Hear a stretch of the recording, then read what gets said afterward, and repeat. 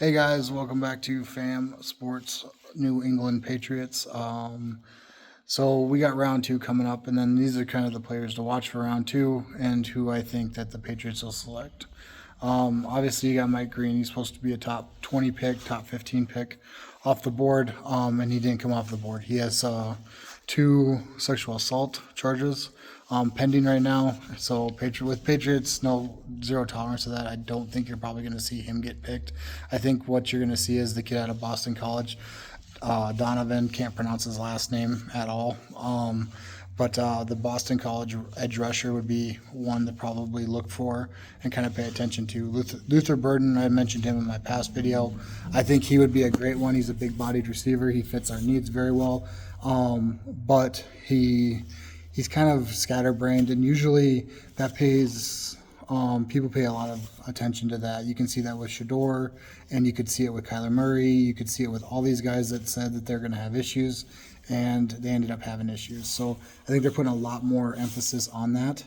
Arroyo for the tight end for Miami is another one that you might want to pay attention to. I think he would be a great addition to the New England Patriots.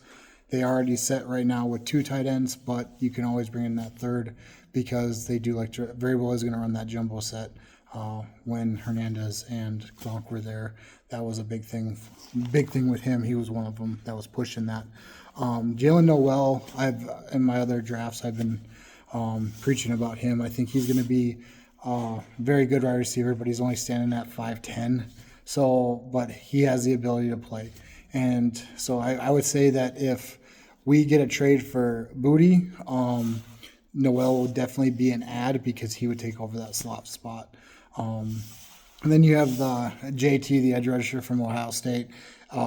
He's a 6'4" guy, man. I mean, he's just an absolute he's an absolute dog. He had like 12 and a half sacks last season. So, and a couple of forced fumbles. So I think he would be a great addition to that already getting better defensive line and Keon White, and give those veterans the much needed rest they need. Jaden Higgins, also a receiver, Ohio State, would be one to kind of add maybe late in the rounds. He's going to be your X factor receiver. He's going to be that guy that's going to be able to return punts and still big bodied. He's 6'4", and he's going to give that little bit of an edge for Drake May. I think he finished his college career 87 catches with like 1,100 yards or 1,183 yards. So I think he would definitely be one. If we're going to go back to pass rushing, I think you need to look at Landon Jackson, the edge rusher out of Arkansas. He's going to be a solid pick, 6.5 sacks.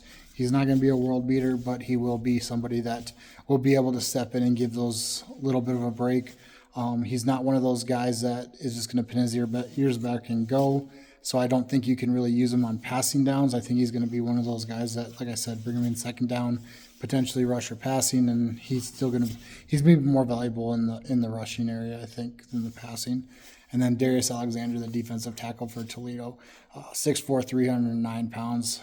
Barmore's health is still up in the air, so you got to add stuff to the inside, and I think that's where Darius Alexander would go. So those are guys to kind of look for. Also, you have Bosch from TCU, the wide receiver there, and then you have a handful of corners that we could add. Xavier Watts hasn't been, he wasn't going to go the first round, but Benjamin Morrison was. So, and he's still available in the second. So that might be a guy, if we can bring him on and upgrade our safety a little bit, because I do think he got a lot of help from Xavier Watts. I've said that before. Then I think that would be beneficial for them moving forward to have two lockdown corners and have a good safety. So that might be the route they go. Variable is very defensive orientated, but I do hope they go and get like Scatterboo, or they go get ETN or somebody that's going to make a difference on the offensive side as well. But those are my picks. If you like the content, please like and subscribe. Comment if you guys disagree. Thanks, guys.